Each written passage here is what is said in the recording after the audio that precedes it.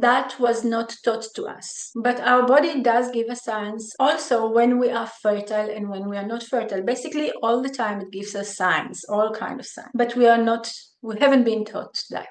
So fertility awareness is the way for us to communicate, to understand the communication that our body communicates with us and tells us whether we are fertile or not every day. There are three. Hi there.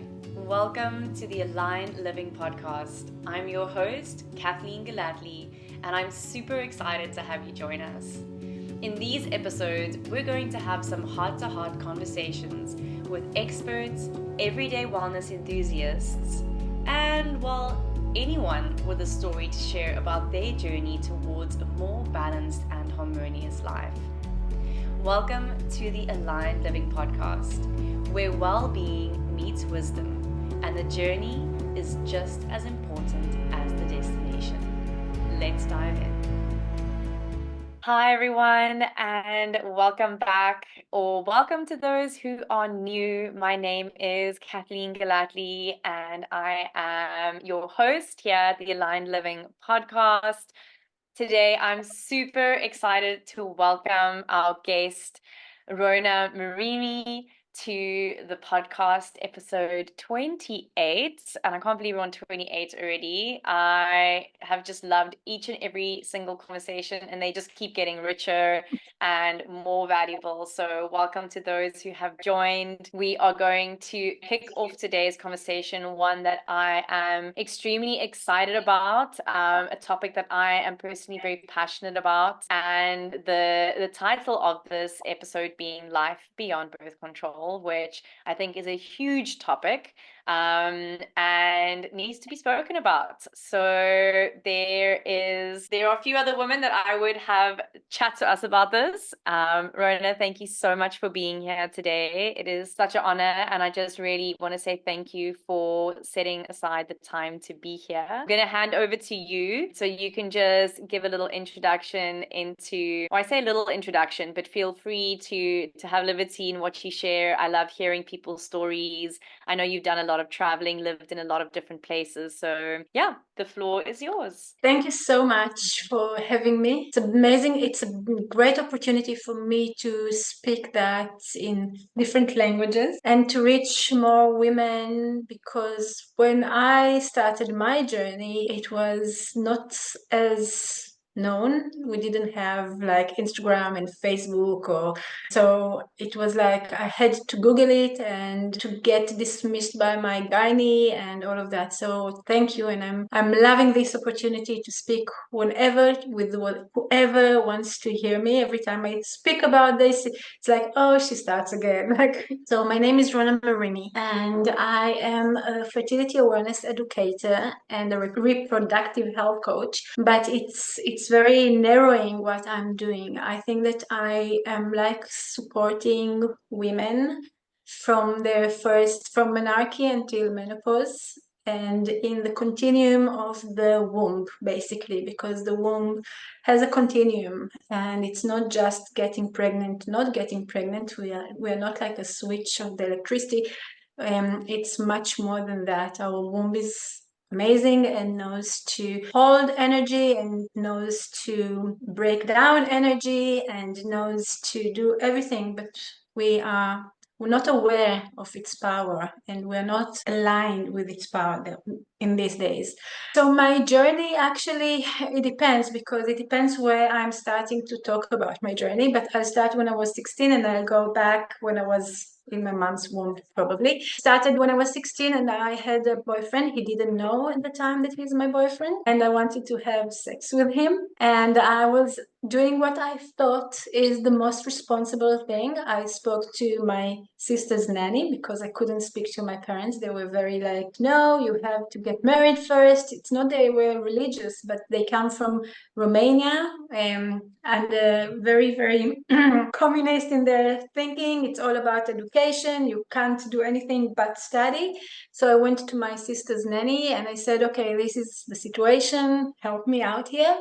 She took me to another city because my parents were kind of known in our town. And the gynae there didn't even look into my eyes, didn't check nothing. Like, okay, he prescribed to me that fancy pills that were at the time the most amazing. And I felt like, okay, I'm doing it. I'm doing that. I'm grown up. And I started taking them. After like a year or maybe less, I had some pimples and I discovered that the Diana is amazing for pimples. So rather go and take that. Only after many years, I found out that Diana is a very, very strong pill. It's one of the strongest, and you have to go to do blood tests every 3 months to check your liver. Obviously, nobody said anything about that to me. Fast forward, I got married, we wanted to have kids, and I stopped the pill. If I knew then what I know today, I would actively try not to get pregnant as like so fast, so quickly after that. But I immediately got pregnant. I was on the pill for 16 years. And then I had a miscarriage. And actually I had 4 miscarriages. And I found out that I have a blood condition that my blood tends to clot. Really risky for me to be on the pill. Like you need to do like a proper check, like blood test and all of that before you get the pill. Before you take the pill, you need to do a proper research about your history. For example, is there any blood condition in your family? Does anybody in your family or yourself have autoimmune diseases, cancers? Because it affects so many systems in our body, but nobody checked that. Only then I realized that I have a problem. And I asked my gynae to do a blood test to check if I have this condition. And this is how I found out that I have that. From the second pregnancy, I actually had to inject myself blood thinners throughout my pregnancy. So today I have 2 beautiful boys. They are 14 and 11 years. They were both premature, like 33 weeks and 32 weeks. They spent some time in Unitel. After my second pregnancy, after my second birth, then my gynae said, okay, listen, you can't be on birth control. Like you can't be on hormonal birth control, but no worries, we've got you covered. We have the copper iodine. I said, okay, glad that there are options. And she inserted the copper iodine, and that caused all kind of other things because my hair started to fall like crazy. It wasn't one of the side effects that mentioned there, but I started Googling again because nobody is telling you anything, and I found out that many women do suffer from that with the copper iodine. Before I went to a naturopath. We did like a hair analysis, heavy metals, everything, and she said to me, listen, everything is amazing, but I see that there is some inflammation in your body, but I can't find it. And then she asked me about which birth control I'm on, and I said the copper IUD, and she said, and only after I started learning all of that, I realized that that's one of the ways that the IUD, either the copper IUD or the hormonal IUD, this is one of the mechanics that how it works. One of the things that's why it works. It creates an inflammation, an ongoing inflammation in your body. So I've removed that. And then I said, okay, now what? I can't hormones. I can't the copper IUD. My husband is not really keen on the condoms. We have an issue. I started Googling again, and this is how I found fertility awareness. I've ordered the book online and started reading, and I was breastfeeding.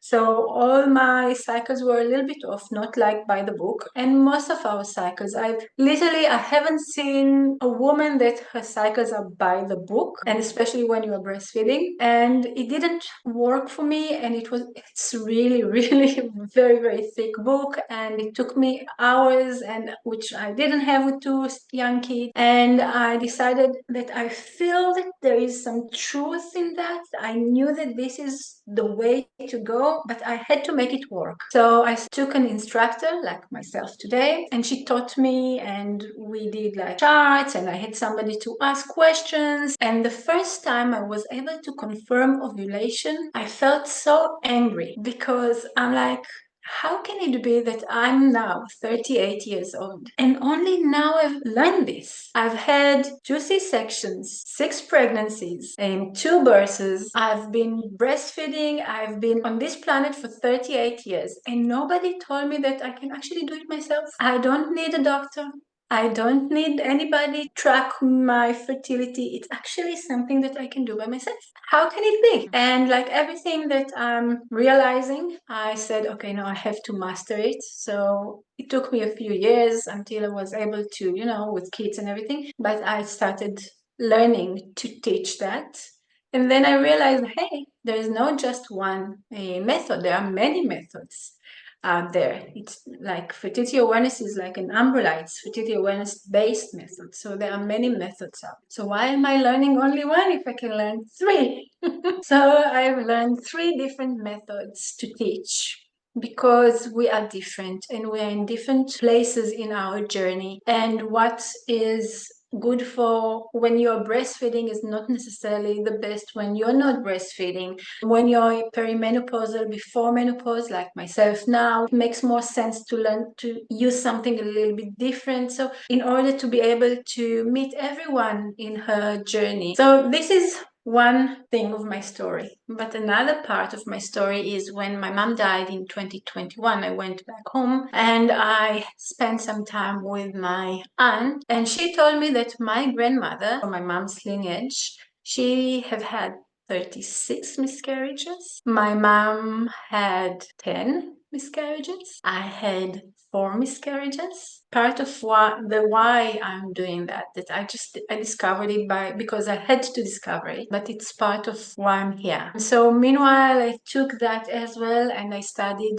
to support women. I don't like to say miscarriage, but I'd rather pregnancy shedding, whatever it is, because you can abortion, miscarriage, doesn't really matter, or pregnancy. So to support them during their pregnancy release, pregnancy shedding, how to support, because when you're going to the doctor, they say, okay, let's do the DNC, we're done, and but hang on, are there other options? And they don't really tell you about other options. And if it's like a natural miscarriage, for that matter, they don't tell you that your uterus can actually do the work by itself. It doesn't need anything. It just needs trust. It needs us to trust her that she can do it by herself. And it's an amazing time for us to grieve, because when a person is in the real life, in the real world, we expect the people around that person to grieve. But when it's a fetus, like we haven't, you can't grieve. No, don't worry about it. Next time it will be, you'll manage, things like that. And they don't allow you to grieve. Almost they expect you not to. So I'm here to tell everybody who needs that service, this is what your options are. This is what you're going to go probably maybe through. You need support, you need this, you need that. Thank you so much. That's a lot that you have experienced up until this point. Super interesting for you to learn more about your maternal lineage. Really makes one wonder, the intergenerational things are passed down physically and energetically and biologically. It's really, really fascinating, because I think it's just absolutely fascinating the work that you've done. And what really inspires me is that your journey has been so proactive, even though you have gone through really intense, really big, and I'm sure quite hard space, gut-wrenching things, that you have stayed proactive in your approach to still looking at it. Because one of the key pillars of aligned living is being your own healer and understanding that you have that power, and so not giving that power away to living in a victim mentality. That just really resonates with me so much, and that's so inspiring, because I'm sure a lot of women feel like at some point there's just no hope. The doctor says that it's never going to happen, or the doctor says that this is going to happen, or the gynae says that that's going to happen. Outsourcing our power to the systems and the establishments that are outside of ourselves, that are mostly run by men, really blows my mind as well. And so I think to segue into just a question would be to any woman who's listening to this, perhaps going like, oh my goodness, I went through that, or I'm going through that. Where do you start? I'm assuming it is like, contacting someone like you, but if a woman isn't sure, what are maybe a few reflections or questions that we should be asking ourselves, or things that we should be noticing or looking at within our physiology, within our emotions, our moods, how we're coping, stress levels? What are things that are maybe really those signs this is probably not working for you and let's make a change? First of all, one of the things that I think is the most important is to understand, asking ourselves, how can I support myself? How can I be active rather than passive? Whatever the situation is, I think the key here is knowledge, because in some ways, as you mentioned, they know better about our body. They have studied many times. If I answer something on Facebook or Instagram, somebody will ask me, are you a doctor? If you're not a doctor, why even you are talking? Like, who are you? Like, what is your, show me your diploma. And I think that the most important thing to know that we are smart, we are intelligent, we can be our best advocates. They don't know how it is to live in our bodies. Only me. I know how it is to be in my body. Nobody else, no matter how much he studied, he never studied my body. I think the key here is to know that I am in power within my body. I am, and to take it from there. Like, if you go to someone and you say, that's not working for me, usually they say, okay, let's change a birth control or give you another pill. Or I think we also always go to the doctor, help me. No, hang on. It's not help me. I'm paying them. They are giving me a service. And somehow when we are going to them, or we are almost in a position that save us, we are here in power. And I think, I don't know if I answered your question, but but I think that this is really important. Before you go to any healthcare provider, know to advocate for yourself. Learn about your options before. Bring your questions. Don't, because they don't have time, and that's one of the problems with this system. That is so beautiful. And it makes me think of so many things. I had this conversation with a man the other day where I was talking about my platform and how I'm bringing more women facilitators onto my platform to offer more embodiment practices and talks and discussions, and how I've got my amazing friend Ella, who has now created a 4-part series on cyclical living. What did she study? What makes her qualified to talk about these things? And I just sat for a moment and the answer came to me very clearly. I was like, she has a vagina. That's what makes her qualified. She has a womb. That's what makes her qualified to talk about this. And obviously not taking away from the people and the humans who are, extremely well educated and have studied the science. And, it doesn't have to be either or. It doesn't have to be like, just because we feel that this way is great, that now the science is bad. The science is amazing. The science is incredible. We want the science, we need the science, but there's space for both worlds to exist, to coexist. In fact, I think it's crucial that it does. And then just on the point where you mentioned take a friend with you, that really kind of sparked something for me, because looking at my journey with sisterhood, and I had a conversation today with a friend about this, where I was like, having women support me has given me the biggest like boost to my growth on so many levels. Just like within the last 4 years, it's been amazing. And I remember when I went to a psychiatrist for the first time, because I'd had like massive breakdowns and blah, blah, blah. And I went to the psychiatrist and he was immediately like, you've got bipolar disorder, you've got borderline personality disorder, you've got this. When you're going to these people, I think often you can feel very vulnerable. You feel like you don't know enough. Like, I'm someone who I barely made it through high school and I didn't go to university. I've got no little numbers or letters behind my name. So when you go into those spaces, often I think we can just feel like, well, this person knows more, they know better. And so I'm going to trust them. And I took a friend with me to that particular meeting. And it was actually quite a random friend. She wasn't one of my best friends at the time, but I remember telling her about it and her saying, let me go with you. And I was very reluctant about it, but she went with me. And as we walked out of that session, we went and sat on the sidewalk.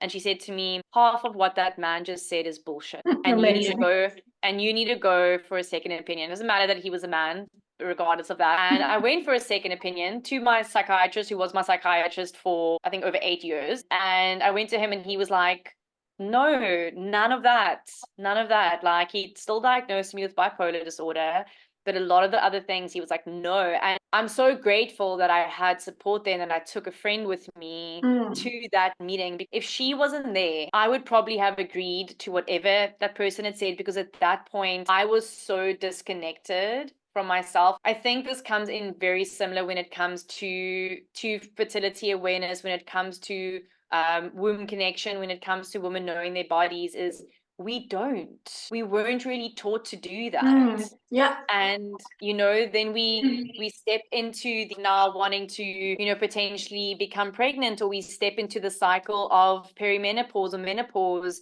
and no one's ever helped us understand what that means. And so we're so far disconnected that when we start to seek the connection or the help with it, is that then the logical place would be to ask someone who you think knows better.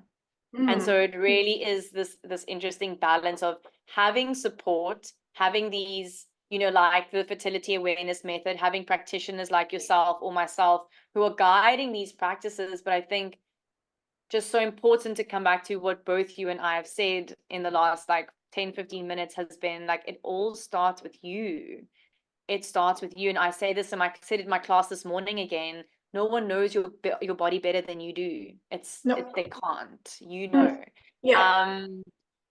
Is there anything you'd like to reflect on with that? Yeah. A lot. First of all, regarding science, we also will really need to know that science is very, when you're looking from one glasses.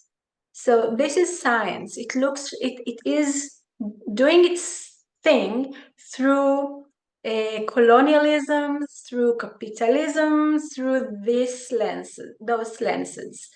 And we all, even the science regarding women's bodies, for that matter, only started, well, in 1993. The FDA forced the researchers to actually check things on females' bodies, because until then, our bodies were not studied. And yet we got all the medications, but it wasn't tested on the female body. And the female body, with all the respect, is not the same as a male body. We have different hormones, which makes things differently.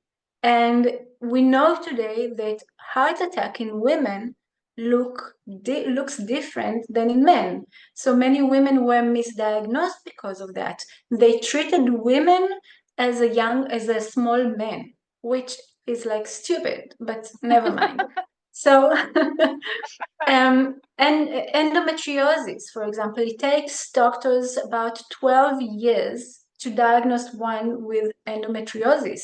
And it's like, seriously, women are being dismissed from their symptoms all the times. There was a statistically, women have to go to a doctor 4 times before they'll take their symptoms seriously. Sit with that. For example, God forbid, if I'll crash in an accident, probably I'll go to the hospital, to the doctors, because I won't go to acupuncture.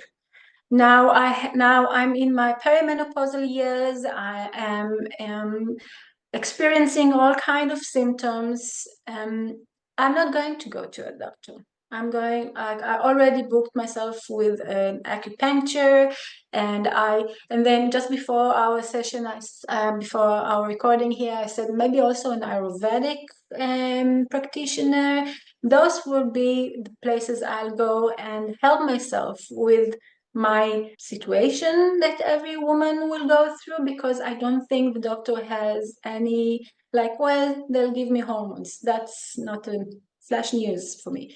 So no, I can't anyway. So there is a place for everything, and they need to work together and to respect each other. But if I want to learn about my body and about my fertility, I will rather go to somebody else and not to a doctor, because they probably know less than I know about my body. Could you share a little more about what exactly the fertility awareness method is? So How much time do you have? so we've still got some time.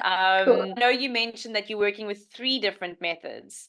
Mm. So you can maybe just share a little bit about those. I'll differentiate between fertility awareness and fertility awareness based methods. Two different things. Not different, but two things.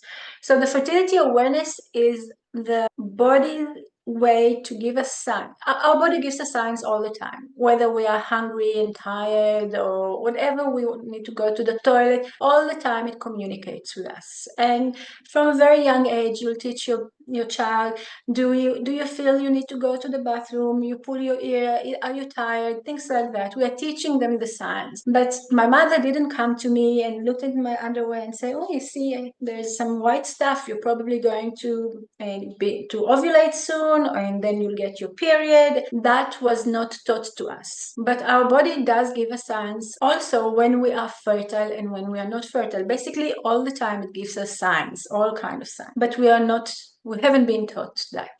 So fertility awareness is the way for us to communicate, to understand the communication that our body communicates with us and tells us whether we are fertile or not every day. There are three different signs. One is the cervical fluid, which when the estrogen is rising, tells us in real time, hey, you are fertile now. And after ovulation, when the progesterone rises, our basal body temperature rises and stays high for the rest of the cycle, which is between 11 to 16 days. And we have the cervix position, which is amazing, give us some reassurance. It's connect. I love this sign, but it changes throughout the cycle due to the changes in estrogen and progesterone. So that's the science in a very, very, very like short. So it's fertility awareness is understanding or learning to track those signs and to know how to adjust our behavior according to the signs and according to our goals. That one part. It's also understanding the different phases of our cycle. We have 4 different phases, and each phase, because there are different types of hormones, different. So each hormone or every hormonal profile of each phase not demands but requests for us to be a little bit different. It's also called the infradian rhythm. And while men work with the circadian rhythm, morning, evening, sun rises, sun sets down, and their testosterone follows that, and it's very evident. We can see that. With the women's body, we work with the circadian rhythm, and we also work with the infradian rhythm, our menstrual cycle. So to learn to honor the differences, for me, fertility awareness is also to learn to see the difference and to honor the differences between the male body and the female body, to honor the different phases and to give the different phases of my cycle what they need in order for me to fulfill my potential. It doesn't make sense for me to work the same way every single day if my body needs differently. Yeah, it just doesn't make sense. And one of my students actually once told me something so beautiful. She was in her luteal phase. So for our listeners, the cycle It has 4 phases. When we are using a fertility awareness terminology, we'll use 2 different phases. One, the follicular phase, from the first day of our period until ovulation. From ovulation until the 1 day before our next period would be the luteal phase. So the first phase is the follicular phase. Our follicles grow. And from ovulation until our period, it's the luteal phase, because the follicle becomes the luteal, the corpus luteum. So she was in her luteal phase, that's where the progesterone, and she wanted to go to the gym. And she felt like that was basically the last thing she wanted to do. And she opened the app and she saw that she's in her luteal phase, and she said, oh, fuck it. Can I say fuck it on your podcast? You can say fuck it. Okay, so fuck it. Fuck it, I'm not going to the gym today. And she said it was so liberating not to judge herself. And that was amazing, because that's what, like, the essence of fertility awareness for me is like to know where I'm at and to know how to work with my body rather than against my body. And that's the natural. So, but when we're talking about the fertility awareness method, based method, there are many methods. There are the symptothermal single check, there are the symptothermal double check, there are billings, and the differences are, so there are the 3 signs I mentioned before, like cervical fluid, basal body temperature, and the cervix. And some methods, for example, the symptothermal single check takes only the cervical fluid check to open the fertile phase and uses the cervical fluid and the basal body temperature to end the fertile phase. The symptothermal double check uses the cervical fluid and your past history, like past cycles, the history, to open the fertile phase, and to close it the same as similar, not the same, with cervical fluid and the basal body temperature. There are other methods, for example, like the billings, another one that I've been trained for, that only pays attention to the cervical fluid and sensations in your vulva. For our audience, vulva is everything you see from the outside. Vagina is one organ that is inside our body. So whatever you see, whatever you feel in your vulva. So it only focuses on those 2 signs, which makes it in a way simpler, but very, very precise, because you need like to be very in tune with your body.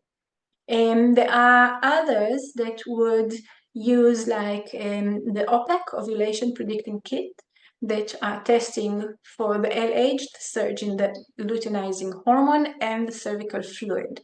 That's other. So there are many other methods. I trained in the symptothermal single and double check and the billings, and I studied the FEM, fertility education and medical management method, but I'm not teaching it because I'm not loving it. So that it is. I think the main strengths of fertility awareness is that it's not about whether we can achieve or prevent pregnancy by knowing when we are fertile, although it's the cherry on top, but it's to know your body and to learn your normal. And if there is something that is abnormal, because you know your body, you can go to whatever practitioner you choose to go and say, hey, there is something going on here. I have a student that came to study with me, and she realized that her luteal phase is too short, and she has acne on her face, and she took it to her Chinese practitioner and said, hey, listen, I think I don't have enough progesterone. And by charting other things that I also teach during the course, she said, I think that I have too much estrogen. And we had like a session, and we spoke about other ways that she can tell her practitioners to support her in clearing the acne. So it has nothing to do with whether baby or not. It's so much bigger than that. It's actually taking that charge of your own body in your hands and become like, okay, this is what I need from you. I understand what's happening. And it's huge. Thank you so much for sharing that. I love that last bit that you said now, because what I find is that when people start talking about menstrual health, women's health, is it becomes very baby orientated. It's very much all about either making the baby or not making the baby. And when we look at the women's reproductive system as a system of the body, if you can just like, give it its seat at the table, where, like mental health is, I mean, Shem, that's also like quite new, I guess, in the world where people are really paying attention to that now. But, mental health is seen as a thing. Cardiovascular health is seen as a thing, nervous system health, lymphatic health, like all these systems are like given a seat at the table. And the reproductive system is so much more than just being about the baby, because Yeah. like you mentioning, you mentioned quite a few different hormones now working in many different ways. And those hormones are little messengers that get sent around the body that have a massive influence on what's going on in the systems. And so, you can really imagine that when you are disrupting that cycle in any way, shape, or form, whether that is through the pills, the birth control, or the Mirenas that you insert, or any of those things, how there can be a disruption. And again, I think it's so important for women not to then go into shaming themselves or being like, oh, why did I do that to myself? Or if you have the Mirena, then oh, maybe I'm like a bad woman because I've chosen to have a Mirena. Like, I think that we need to step away from, again, it being like either or, and just being like, but what is, like, where are you right now? And understanding that there are so many options. You're not boxed into one thing, and Yeah. that your reproductive health is as important to look after as all the other systems in the body. And I think that it's also important to understand that, as you mentioned, it's funny because in our view today in the medical world, people are specializing in the right nostril, in the left vein, or things like that, and they forget to look at us as a whole from the word holistic, and we are whole. And also the reproductive system. My teacher in my first studies said that our reproductive system is like the downstream of all the hormones. So all our endocrine system works together. So it's like from the brain, basically, it starts, and then the thyroid and the adrenals and the pancreas and the gut and the reproductive, everything works together. And sometimes I like to imagine our body like road network. If you stop one road, like and you will block it, so yes, the body will, like, everybody will learn how to move around it, but it will create something, like it will do something somewhere. And it takes sometimes time to understand, oh, it's because of that. But eventually that's what will happen, because we can't like shut down completely a system in our body and expect, or like that is part of the endocrine system, and expect no side effects. It just doesn't happen. Even the tiniest one, that you're not ovulating, it's the desired side effect, but it's a side effect. That's something that I wanted to say. And what you said before, that no shaming ourselves about what we all do our best at the time that we know. And like Maya Angelou said, if you know better, do better. The minute that we know better, it might take some time for us to digest, but we can always do better. So there's no point in shaming ourselves and feel guilty or bad. Like, okay, so now what is my best option? I'm actually going to use that as a segue into take a breather and explore the Aligned Living on demand video library, along with our exclusive membership perks. Plus, our YouTube channel is already up and running, offering even more wellness content. Your path to holistic living is just one click away. Visit our website to learn more. And now, let's return to our inspiring discussion. I know it's some of the work that you do with, which I find very interesting, is the eco menstrual products and like using the right menstrual cups, like, you know, talking about like what are my options, what are the better options, and you know, perhaps you can speak a little to why, you know, things like tampons are problematic in women's health. Obviously with things like tampons and the I guess disposable sanitary pads, we obviously understand that there's an ecological factor to that in the world. But perhaps why tampons specifically are problematic to women's health, and you know, what are the options that that you believe are better? Okay, so before I start to explain about tampons, we need to zoom out a little bit and explain about endocrine disruptors. And when I say endocrine disruptor, it comes from the endocrine system. The endocrine system is a lot of endocrine glands that secrete hormones. As I mentioned earlier, the brain, like the hypothalamus, like the pituitary gland, the thyroid, they are all part of that endocrine system. Endocrine disruptors are not hormone-like, chemical man-made that they are around us in so many places, and we are using them daily, and we can mention a few of them. But once we put them on our body, they disrupt the hormonal system, or the regularity of how our hormones working, and they have a massive impact on our hormonal health and fertility. Unfortunately, tampons have a few of those endocrine disruptors. Some of them are like dioxin, like bleach, that some of the companies using, and some of the companies have moved away from that to another product, but it's not much better than that. It contains plastic and many other things that are not really great for our vaginal environment.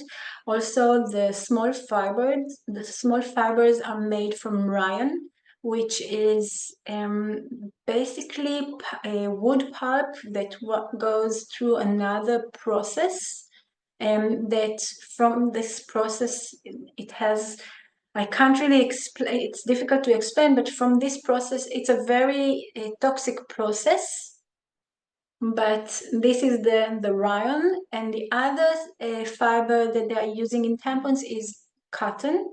And cotton is the most sprayed agriculture on the planet. And those sprays, like the herbicides and pesticides, are endocrine disruptors. And we put them in our vagina for many hours, let's say 8 hours at a time. And they leave also those fibers behind, which is an amazing ecosystem for a bacteria to grow. TSS, like toxic shock syndrome, comes from because of those fibers. Once I did a very stupid, not research, like an experiment, and I put a tampon in a glass of water for a few hours, and then I removed that tampon, and you could see how many fibers remained at the bottom of the cup. So although we don't have that much blood when we are using the tampons, but still it shows you how it like dissolves. It changes the pH of our vagina because it absorbs all the natural moisture we have there, which is extremely important for the health of the vagina. So we tend to think that we are bleeding much more, but in fact it's like the blood, and it's the moist that comes out, and it leaves our vagina extremely vulnerable. You know that sometimes when you put that tampon, it's so difficult to put it because it does what it's supposed to do. It's like absorbs everything from the minute it goes in, but that's not great because we need to be moist inside. And when I go back to the endocrine disruptors, because we have many small vessels, blood vessels in the vagina, so all those chemicals in the tampon, they go inside our bloodstream. And that is really not great for our fertility, specifically for our health in general and for our fertility. What those endocrine disruptors do, it mimics estrogen in our body. So it's either block estrogen receptors or mimic the estrogen. And then we are left with too much estrogen, which can lead to another condition called estrogen dominance, which is not great for us. So that's it, I think, about tampons and the plastic, obviously. That is not great to have in our vagina or in general. Yeah, so I would rather prefer to use either a menstrual cup, which I think is really great option. And when I traveled overseas, I had 14-hour flight, and I had my period underwear, and I'm like, okay, now I need to change them, and I'm about to go in the plane for 14 hours. Damn, luckily I took with me my cup, and I'm like, okay, I inserted the cup, and then I said, okay, but now to be with those underwear for 14 hours, I just ended up throwing them to the bin and say, okay, never mind, because I wasn't keen to take them on the plane for 14 hours. But I think that period underwear, if you don't have to fly for 14 hours straight, it's a great option as well. I like sometimes to just let the blood come out without disruptions, like not to keep it inside. So that, and I'm also selling 100% organic cotton cloth pads, which are also really, really great. They're soft and nice. And free bleeding for those who feel that that's their something they want to do. Obviously, you don't have to do it all day. If you want just at night, you can find like a blanket and just bleed on that if that's what you want to do. I think those are much better options than the disposable tampons and pads.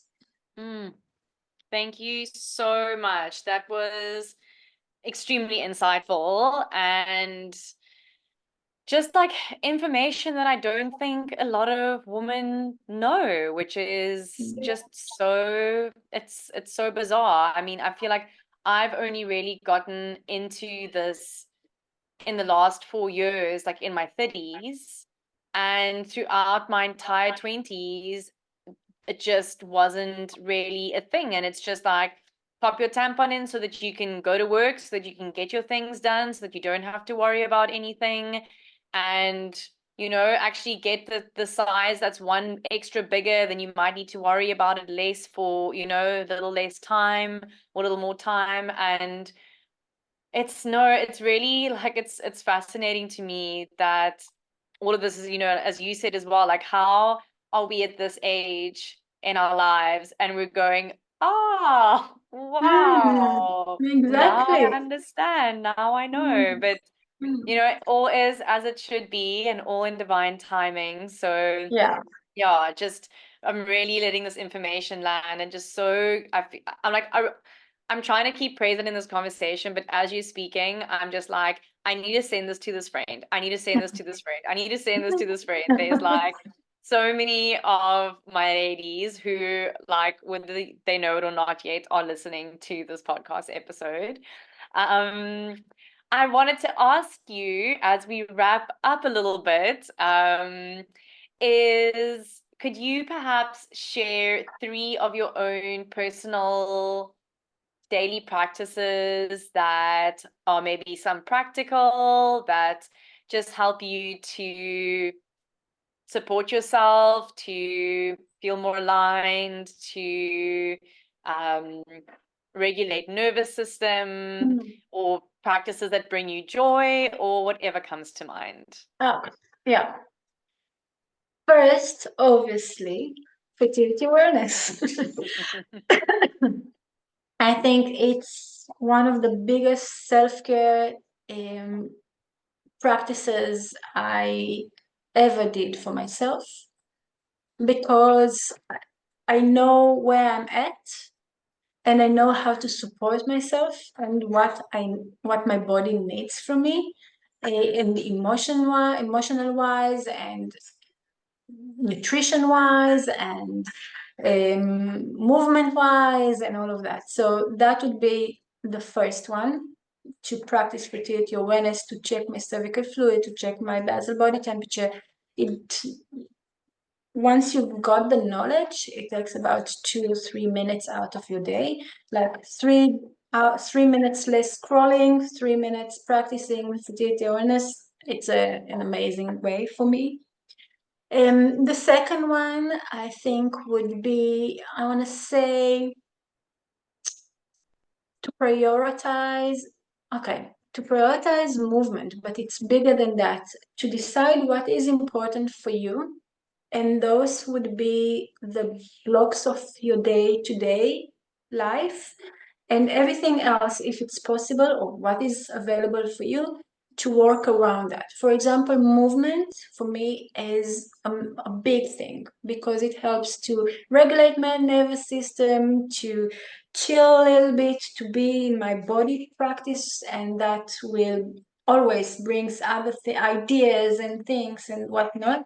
So, the other day my sister teased me that I live like a retired person because I drop off my kids at school and then I go and do my gym or whatever. I do my sauna. I always do it with a friend because then we are accountable for each other, and we have our morning coffee. We speak what we have to, download to each other, and I come and sit and work like around 10:30. But this is what is important for me because I shift work around that.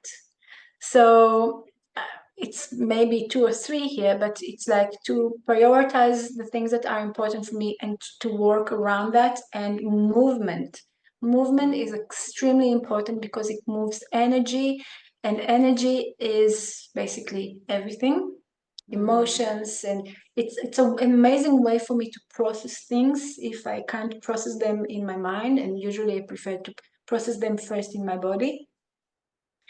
And then the last one, sleep, because we live in such um, world that says to us you have to do and do a little bit more pace, and resting is not something that is like, you don't need to rest. I used to, as a child, even as a child or teenager, my father always like, you have to wake up at 6:30 in the morning, but it's Saturday, doesn't matter, otherwise you are lazy. And I remember it kept going with me, like even when I was like 30 and almost into my 40s, like I have to wake up early in the morning because otherwise I'm a lazy person. Women need to sleep between 7 to 9 hours a day, or at night rather. We need time, we need to sleep. It's part of how our hormones are being produced, and but we are in that pace of life that okay, I'll sleep 3 4 hours, it's fine. No, it's not fine. That's part of how you prioritizing yourself. It's sleeping, it's resting. So I would say that, and it's easy, like you need just to make space for that. So I think that's the most important things. Sleep, sleep is such a big one for me. It's really I think since COVID, it's actually been more spoken about than like really ever before. I know that I started my Monday night classes that I teach still every Monday night to this day, but I started it in 2020, and I think I started teaching it at like 10:30 at night or 11 Oh, p.m. I was wow. teaching like a yin restorative class online because I couldn't sleep. And I was like, well, I can't be the only one who's not sleeping right now. And there were actually so many women who ended up joining in that late night class. Um, and now that things have kind of gotten back on track, we've shifted it, but it only starts at 8:30 p.m. on a Monday night. And we all do our breath work, meditation, restorative work. It's the setup for the week ahead. It's a setup for hopefully a good night's sleep and to take you into your Tuesday and to like set that rhythm and that Mm. tone. So yeah, thank you for mentioning sleep because that is a huge one. Um, and then I guess our final question is what does living an aligned life mean to you? Or what does living in alignment mean to you?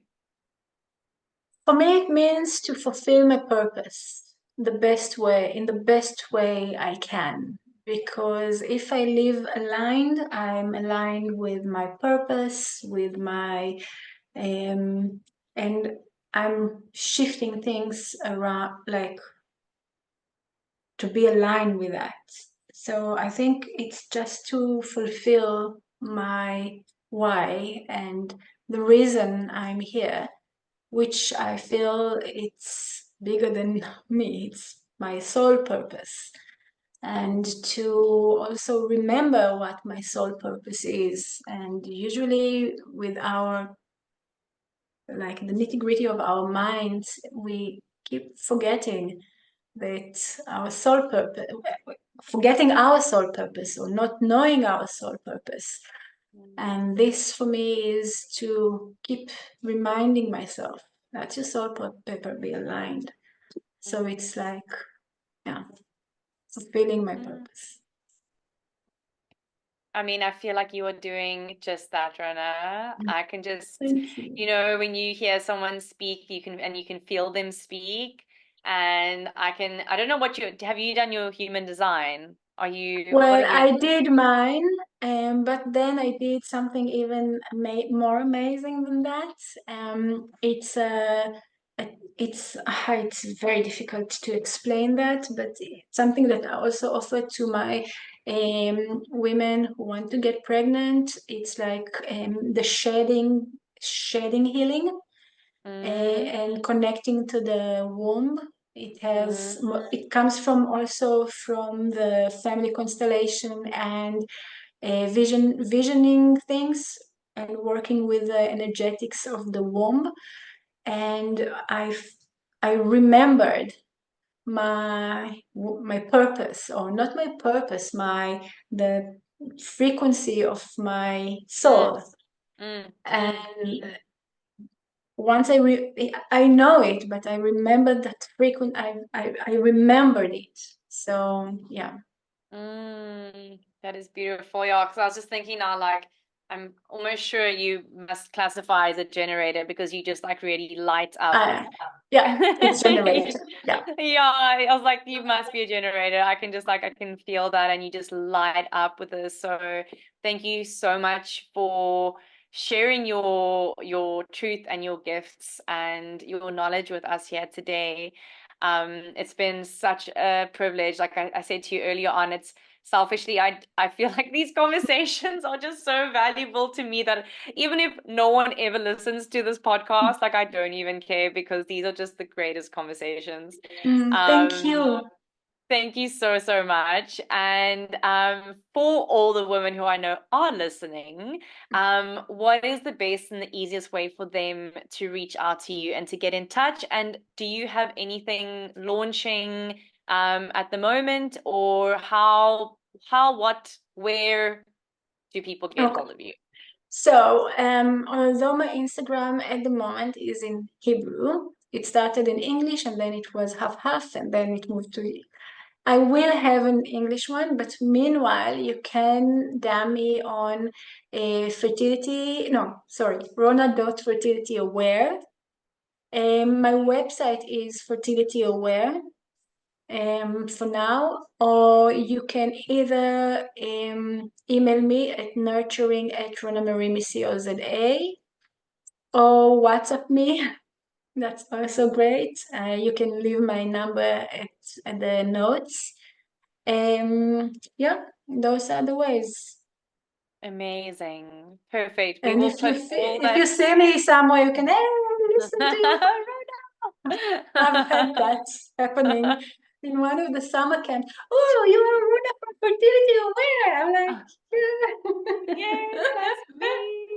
Well, I'm hoping that after this podcast, because I know there's definitely a few ladies listening to this who live in the Cape Town area. So chances are quite high that you might bump into someone. And I do have Um, a course coming up in mm, English. I think it starts on the 7th of May. If it's a mm-hmm. Tuesday, I think it's a Tuesday. Of fertility awareness. Yeah, it's a Tuesday, 7th of May, from 7 to 9, 5 sessions. Amazing. Is that It's every really, Tuesday? it's 5 sessions every Tuesday from the Oh, 7th. So, yeah. okay. Amazing. Amazing. And it's a 2-hour session in the evening. 7th, 14th, 21, 28, and the 4th. Okay. Amazing. Yeah. Amazing. Oh, beautiful. Thank Yeah, you. I never set any expectations on these conversations because I'm always just like trusting that whatever needs to come up comes up. And I'm blown away every time. And so I'm just sitting here. I don't know if you can see how lit up I am. I'm feeling like ready to take on all the fertility awareness in the world, ready to take on life. Thank you so much, Rona, and thank you Thank so you. much to everyone who has listened to this conversation. Those of you who have watched us on YouTube, please, so that we can share this, like, follow, subscribe. It's what helps us to grow this podcast, to grow these conversations, to grow the connections. If you heard even one little thing that you feel could serve a woman in your life, please make sure to send the link on to her. And other than that, wishing you all a beautiful day. And I will see you all either on the gram or at the back at the next podcast or in a class. Much love. Bye. Thank you so much for tuning in to today's episode of the Aligned Living Podcast. We hope you found inspiration, insight, and a fresh perspective on your journey towards holistic well-being. If you enjoyed this episode, don't forget to subscribe, rate, and leave a review on your favorite podcast platform. Remember, your feedback fuels our mission to bring you valuable content that aligns with your life. Stay connected with us on social media for updates and feel free to reach out with your thoughts, questions, or suggestions for future episodes. We would love to hear from you. But until next time, take good care of yourself, embrace the present moment, and remember you are your own healer. Thank you for being a part of our community. Goodbye for now.